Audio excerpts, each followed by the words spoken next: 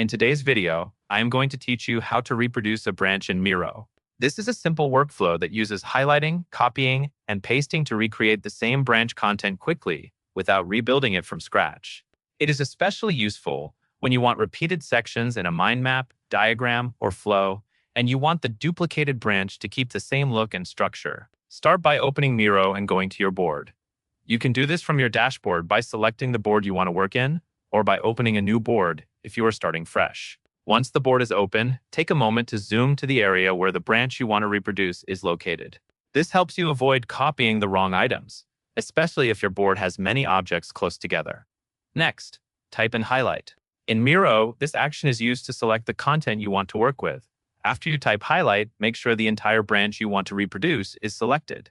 The goal is to include every part of that branch, such as shapes, text, connectors, and any grouped items, so that the copy stays complete. If anything is left out of the selection, it will not be included in the duplicate.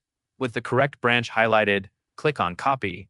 This places an exact duplicate of the selected items onto your clipboard.